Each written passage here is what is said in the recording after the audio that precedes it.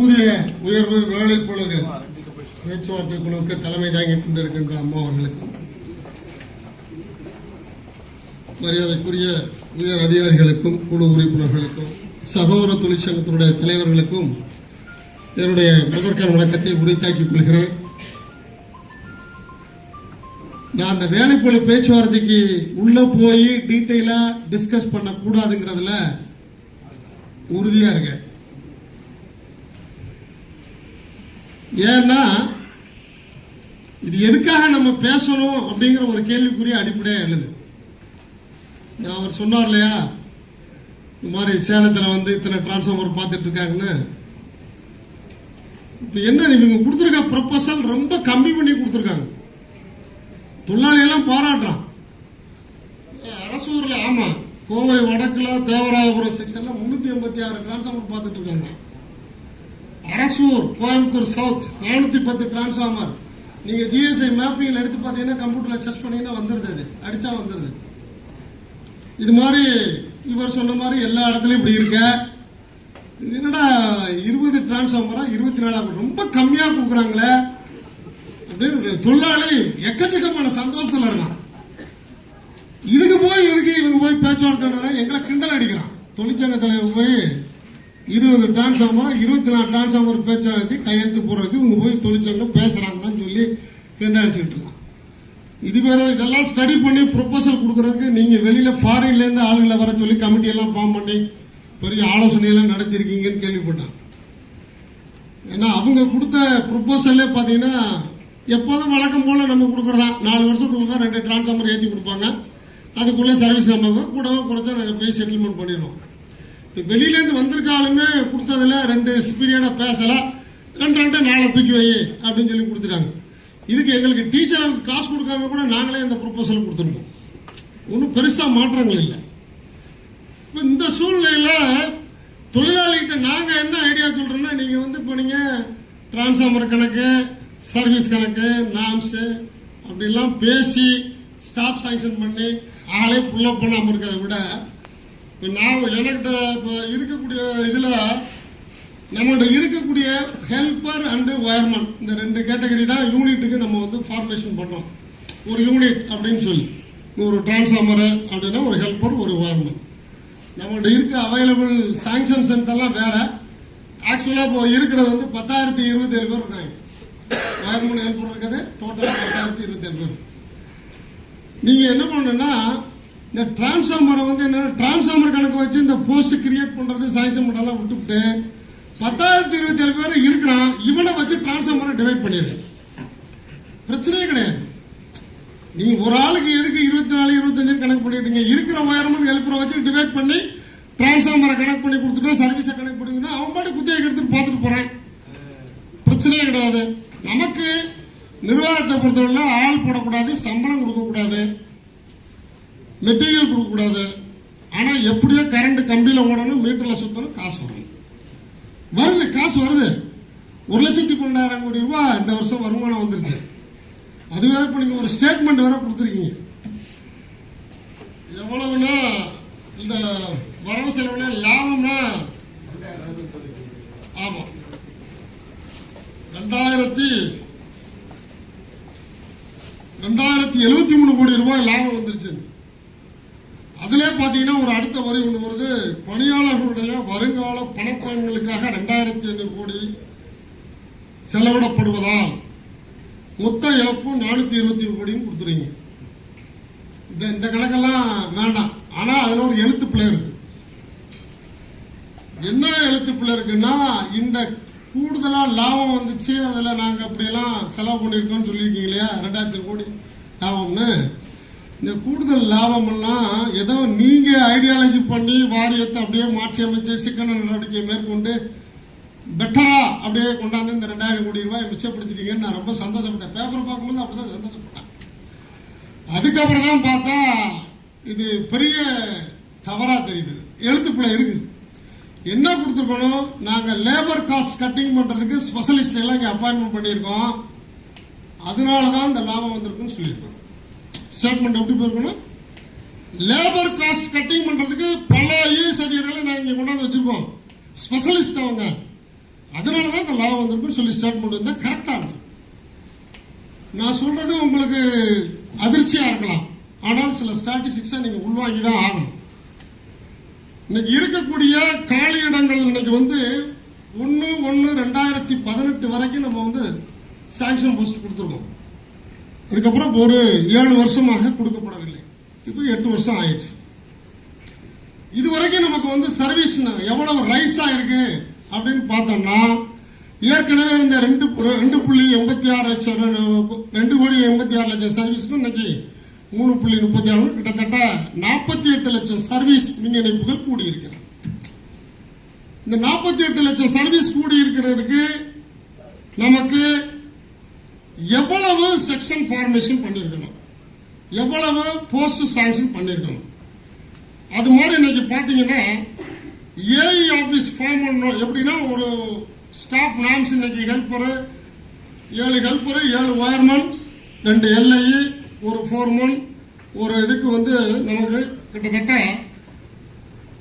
அந்த newly sanction பண்ணக்கூடிய அந்த நியூ ஃபார்மேஷன் செக்ஷனுக்கு மட்டுமே நமக்கு ஃபீல்ட் அசிஸ்டன்ட் ஏஇ ஆபீஸ் மட்டுமே 483 கோடி ரூபாய் 58,72,800 ரூபாய் நம்ம செலவு பண்ணியிருக்கோம்.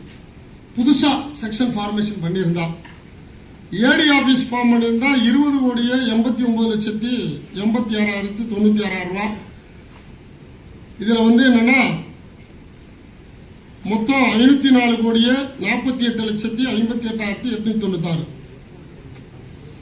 இதுக்கப்புறம் அந்த எக்ஸிஸ்டிங் ஒர்க்லோடு நமக்கு செக்ஷன் ஆபீஸினுடைய போஸ்ட் 4,201 கோடியே செக்ஷன் ஆபீஸ் ஃபார்மேஷன் மட்டும் 4,201 கோடியே 48,15,416 ரூபாய். இது நான் கால்குலேட் பண்ணல.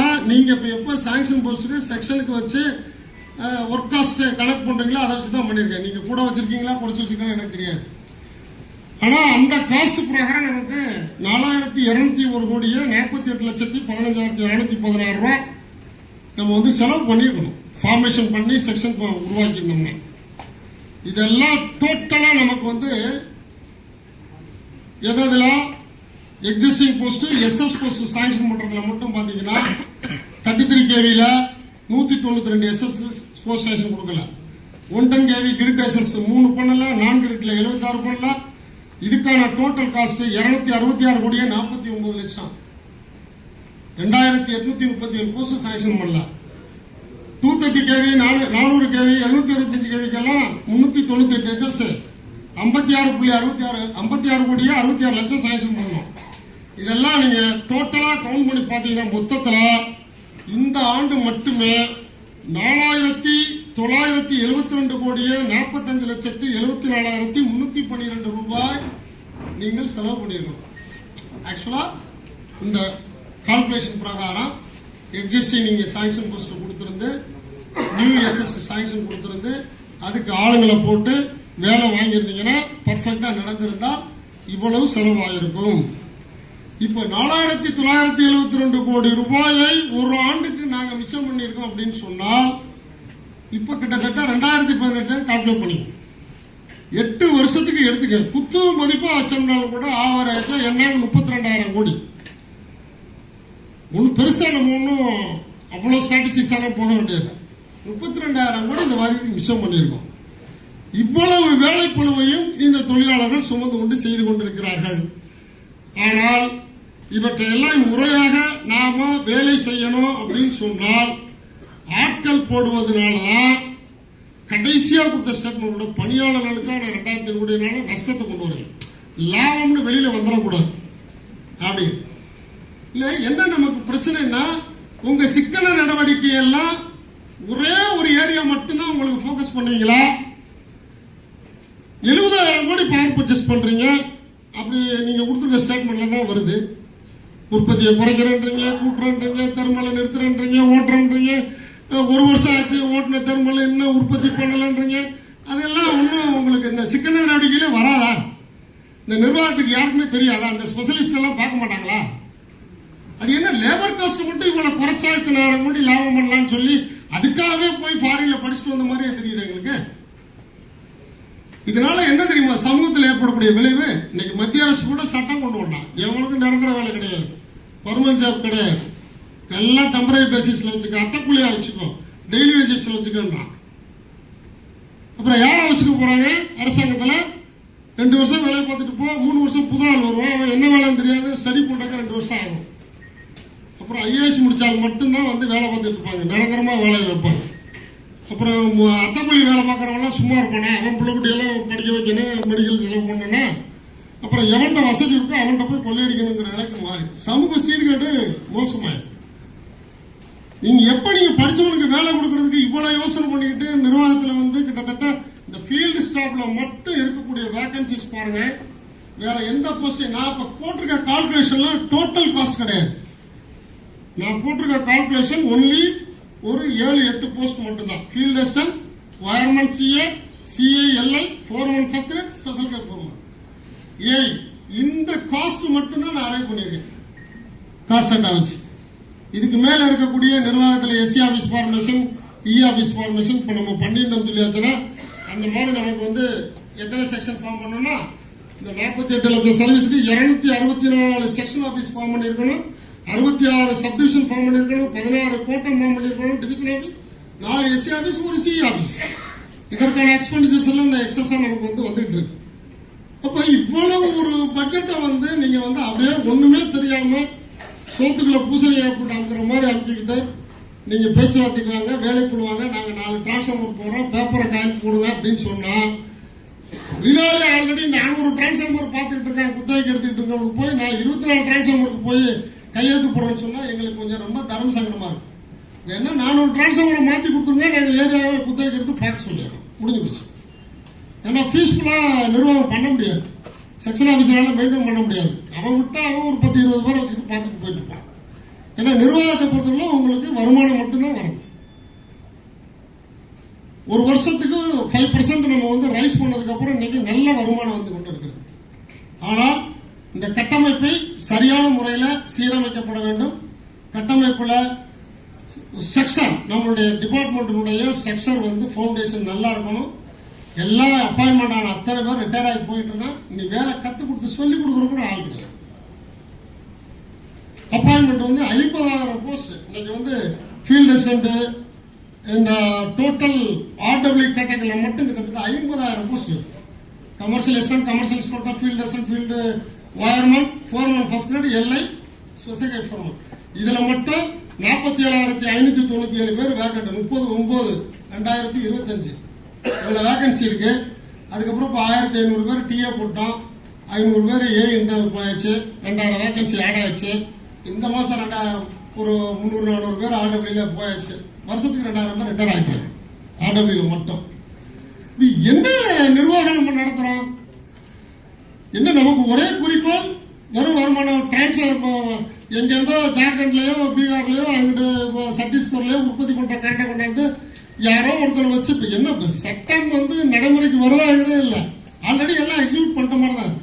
இங்க வேகன்சி வச்சுக்கிட்டு அன்அபிஷியலா அது பாட்டு கரண்ட் போகுது, காசு வருது, ஆளே இல்லாம நமக்கு வேலை நடக்குது அப்படின்னு சொல்லியாச்சுன்னா அப்புறம் நமக்கு ஒரு நிர்வாக கட்டமைப்பு இல்லைன்னா இதை எப்படி நம்ம ஏத்துக்கிறது? அதனால இந்த சூழ்நிலை நம்ம வந்து நாங்க எடுக்கிற முடிவை கீழே இருக்க தொழிலாளி ஏத்துக்கிற மனநிலையில இருக்கணும்.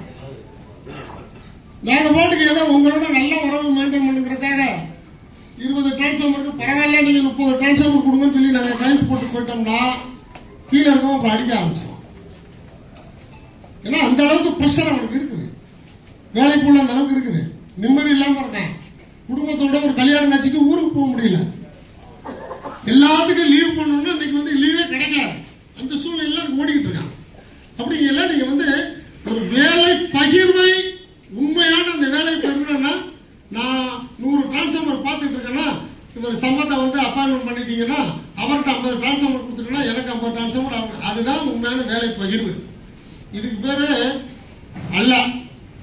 இது நீங்க வேலை பொழுவ கூட்டுறோம் சொல்றீங்க, வேலை பொழுவ கூட்டினாலும் கூட உண்மையான இந்த நாம்ஸ் உட்பட்டாவது வேலை பகிர்வு இருக்கானா இல்ல. அப்ப அந்த செக்ஷன் வந்து ஒழுங்கா நீடிச்சு நிக்க முடியாது. அந்த இண்டஸ்ட்ரி வந்து லாங் டைம் ரன் பண்ணவே முடியாது. ஒரு நாள் சடனா ஸ்டெப் டவுன் ஆயிடும். எல்லாருமே வந்து இன்னும் முடியாது நம்மளால ஏதா பார்ப்போம். நீங்களும் போடுவீங்க, நீங்க எவ்வளவு போட்டாலும் சரி, எப்ப இனிமேலாம் எடுக்கிறக்கான வேலை இல்லை, ரைட்டு உன்னால முடிஞ்சதை பாரு, முடிஞ்சதை ஏதோ பார்த்துக்கிட்டு போ அப்படின்னு கையை கழுவி விட்டுருவோம், அவ்வளவுதான். ஏன்னா தொழிலை திருத்தி விட முடியாது. ஒரு ஸ்ட்ரக்சரை ஒரு கட்டமைப்பு இருக்கணும், இப்படி இருக்கணும். இப்பவும் பாத்தீங்கன்னா அவன் இப்பவே வந்து பாத்தீங்கன்னா எந்த ஏயும் தொழிலாளி மேல நடவடிக்கை எடுக்க முடியாது. ஏன்னா அவனுக்குள்ள நாம்சம் நம்ம சொல்லி வேலை வாங்குறது இல்லை. செக்ஷன் ஆஃபீஸில் 400 டிரான்ஸ்ஃபார்மர் இருக்கு, அங்கே ஒயர்மேனே கிடையாது. கேங்மனும் 2 ஃபோர்மன் மட்டும் தான் இருக்காங்களா. இப்போ அங்கே நடக்கக்கூடிய தப்பு ஒருவேளை நம்ம தொழிலாளியே தெரிஞ்சு பண்ணாலும் கூட அதிகாரிகளால் நடவடிக்கை எடுக்க முடியாது. ஏன்னா இவன் மேல நடவடிக்கை எடுத்து இவனை டாத்து தூக்கி போட்டாங்கன்னா யாரை வச்சு பார்க்கறது? தப்பு நடந்தாலும் கூட தப்பு செய்வங்க மேல நடவடிக்கை எடுக்க முடியாத மனநிலைக்கு அதிகாரிகள் கல்ல போட்டுருக்காங்க. தப்பு செஞ்சதை கேள்வி கேட்க முடியாது. அவன் ராஜ்யம் தான். எத்தனை சர்வீஸ் போய் ஏறி பார்த்து ஐடென்டிஃபை பண்ணி தப்பு நடக்குது கேள்வி கேட்க முடியும். அந்தந்த ஏரியாவுக்கு 2 பேர் ஒருத்தான், 10 பேர் 20 பேர் பார்க்குற இடத்துல 2 பேர் இருக்கான்னு சொன்னா அவன் பாட்டுக்கு மொத்த குத்தகைக்கு பேசிக்கிட்டு ஏதோ ஓட்டிக்கிட்டு இருக்கான். நமக்கு ஏதோ பிரச்சனை இல்லாம இருக்குது. மேல பிசாமல் வந்து நாளைக்கு ஏதாவது மேலேருந்து கேள்வி கேட்டு, அதுவும் இங்கே வேற கால் சென்டர் வேற வச்சிருக்கீங்க, இங்கேருந்து வேற அப்பப்போ மெசேஜ் போடுறீங்க, இதெல்லாம் முடிச்சாச்சா, சர்வீஸ் ஃபீஸா அட்டம் பண்ணியாச்சா, அது பண்ணியாச்சா அப்லோட் பண்ணேன். எங்க ஆளுல சலிக்காம எல்லாம் பினிஷ்னு போட்டு அனுப்பிச்சாங்க. ஒரு பிரச்சனையும் கிடையாது. எதுக்கு வம்பு? நம்ம ஏன் போய் இதெல்லாம் இது வேலை நடக்கல, இது பிரச்சனை அப்படின்னு சொல்லவே வேண்டியதில்லை. எல்லாமே ஒரு பிரச்சனையும் கிடையாது, எல்லாம் பினிஷ். இன்னைக்கு டேட்டுக்கு நான் எல்லாம் ஆல் கிளியர். யாரும் வந்து வெரிஃபிகேஷன் பண்ணி ஏன்னா பண்ணலன்னா நான் ஆமா சார் அது நேற்றுக்கே பார்க்கலாம்னு நினைச்சா அது பார்க்க முடியல, ஏன்னா ஆள் இல்லைம்மா. இன்னைக்கு பார்ட்டிகளுக்கு கன்சூமரே வந்து அழகா புரிஞ்சுக்கிட்டான். நம்ம ஈவி தொழிலாளி நம்ம ஆளுகிட்ட வந்து கேட்பான், வேலை எனக்கு முடிக்கணும், சீக்கிரம் முடிக்கணும், சர்வீஸ் வேணுமா, அழகா பேரம் பேசுறதுக்கு ஒரு வழி. என்கிட்ட ஆளே கிடையாதுங்க, எப்படின்னு 1 மாசம் ஆகும் உங்களுக்கு சர்வீஸ் தரணுமா, முடிஞ்சு. அவன் அழகா அன்அபிஷியலா நம்மகிட்ட வந்து அப்ரோச் பண்ணிடுவான். எங்கேருந்தாவது ஆளை கூட்டி வந்து எங்கேருந்தாவது ஜேசிபி வச்சு எப்பயாவது வேலையை முடிச்சிருமா. இன்னைக்கு வரைக்கும் ஜேசிபிக்கு பில் போடுறதுக்கு நமக்கு ஏதாவது இது இருக்கா? எல்லாம் மாட்டு வண்டியில வச்சுட்டு தான் போலி ஏற்றுறோம்னு பில் போட்டுக்கிட்டு இருக்கோம். அதைத்தான் சாங்ஷன் பண்ணிட்டு இருக்காங்க. இப்பதான் எனக்கு அது ஒரு தகவல் கிடைச்சு, மாட்டு வண்டியில கட்டினா தான் சாங்ஷன் ஆகும். ஜேசிபி எல்லாம் இப்போ காசு கொடுக்கணும்னு சொன்னா என்ன பண்றது? அப்போ நமக்கு நாம வேலை செஞ்சு கொடுத்து பார்ட்டி கன்சூமருக்கு வந்து லைன் போட்டு கொடுத்து போல் நட்டு கொடுத்து அவனுக்கு சர்வீஸ் கொடுத்து நம்ம கலெக்ஷன் வாங்கணும்னு சொல்லி இருக்கக்கூடிய சூழல்ல எல்லா செலவையும் அவனே ஏத்துக்கிட்டு பார்ட்டியை ஏத்துக்கிட்டு அதுக்கு மேல அவன் நமக்கு வந்து வேலை முடிச்சுட்டு போகக்கூடிய சூழ்நிலையில இந்த நிர்வாகத்தை நம்ம மாற்றி அமைத்திருக்கோம். அந்த அளவுக்கு கன்சூமரை மாத்திட்டோம். நம்ம மாறல, நம்ம வந்து தெளிவா மாத்தி கன்சூமரை மாத்தியாச்சு. ஸோ இந்த மாதிரியான ஒரு பேத்தட்டிக்கான ஒரு சுச்சுவேஷன் இருக்கும் பொழுது நீங்க இந்த ஒர்க்லோட் எல்லாம் பேசி செட்டில்மெண்ட் போட்டு இதெல்லாம் ஒரு ஒழுங்குபடுத்தணும்னு நினைச்சீங்கன்னா சாத்தியமே கிடையாது. தயவு செஞ்சு நீங்க 100 பேர் வேகன்சி இன்னைக்கு 50,000 போஸ்ட், 25,000 போஸ்ட், 50% போஸ்ட் ஆகுது ஃபில்அப் பண்ணி நீங்க வந்து ஒரு ஒர்க் ஷேரிங் பண்ணி அவன் பீஸ்ஃபுல்லா வேலை செய்யக்கூடிய ஒரு சூழ்நிலை உருவாக்கவில்லை என்றால் இந்த வேலை போல பேசுவதில் எந்த அர்த்தமும் கிடையாது. இது சும்மா பேப்பர். 8 வருஷத்துக்கு முன்னாடி நாங்க பேப்பர்ல கையெழுத்து போட்டோம், நல்லா எடுத்து போறோங்க, நானும் கையெழுத்து போட்டிருக்கேன். அதுல இருக்க இந்த டிரான்ஸ்ஃபார்மர் இதெல்லாம் இருக்கும். ஆனா அதுக்கான கீழே நடைமுறைக்கு ஒன்றும் இல்லை. போஸ்ட் சாங்ஷன் கிடையாது, ஆள் போடுறது கிடையாதுன்னா அப்புறம் எதுக்கு வேலை வெட்டி இல்லாம நாங்கள் வந்து உங்களோட உட்காந்து ஒரு நாள் டைம் ஸ்பெண்ட் பண்ணி அப்புறம் கையெழுத்து போட்டுக்கிட்டு அதெல்லாம் வேஸ்ட் ஆகும். ஏதாவது பிரயோஜனமா இம்ப்ளிமெண்ட் ஆகிறதா இருக்கணும், நம்ம உட்காந்து பேசணும், இருதரப்பும் ஒத்துக்கிட்டு கையெழுத்து போடணும். கையெழுத்து போட்டோம்னா அதெல்லாம் நடைமுறைக்கு வந்துடும், நாங்கள் மட்டும் கை கட்டிட்டு போகணும். அதுவே நடக்கல கையில அப்புறம் திருப்பி வந்து நம்ம உட்காந்து எடுக்க நேரத்தை வேஸ்ட் பண்ற மாதிரி என்னை பொறுத்தவரை. ஸோ அதனால தயவு செஞ்சு கடந்த செட்டில்மெண்ட்ல இருக்கக்கூடிய போஸ்டை ஃபில்அப் பண்றதோ, நீங்க போஸ்ட் சாங்ஷன் கொடுக்கறதோ, புதுசா உருவாகின என்னென்ன சர்வீஸ் இம்ப்ரூவ்மெண்ட் ஆயிருக்குமோ அதுக்கு தகுந்த மாதிரி நாம்ஸ் பிரகாரம் சாங்ஷன் கொடுத்து அதுக்கப்புறம் நீங்க பேசுங்க. வேணா இன்னொரு 4 வருஷம் கழிச்சு பேசுற வரைக்கும் சாங்ஷன் பண்ணா கூட வச்சுக்கிட்டு போங்க. ஃப்ரெஷ்ஷா வர்ற கேஸா நாங்க எவ்வளவு விட்டு கொடுத்தோம் வச்சுக்கிட்டு போயிருக்கோம். அதுக்கப்புறம் இபி இருக்கா இல்லையாங்கிறத அப்புறம் நாங்கள் பார்த்தியார்ட்ட கம்பெனிக்காரன்ட்ட பேசிக்கிறோம். இப்போ இருக்கிற நிலைமையில இப்போ எப்படி நம்ம வந்து மெயின்டைன் பண்ணிட்டு எந்த அளவுக்கு நமக்கு வந்து பீஸ்ஃபுல்லா லேபரை வந்து நம்ம சாட்டிஸ்ஃபேக்ஷன் பண்ணி வேலை வாங்க முடியுமோ பாருங்க. ஏன்னா இதே நிலைமையில நீங்க ஒரு 3.5 கோடி சர்வீஸை வச்சுக்கிட்டு நீங்க இவ்வளவு டிரான்ஸ்ஃபார்மர் கெப்பாசிட்டியை வச்சுக்கிட்டு வெறும் 10,000 பேர் கவர்மெண்ட் ஹெல்ப்பர் வச்சுக்கிட்டு வேலை பார்க்கணும்னா முடியிற விஷயம் அது.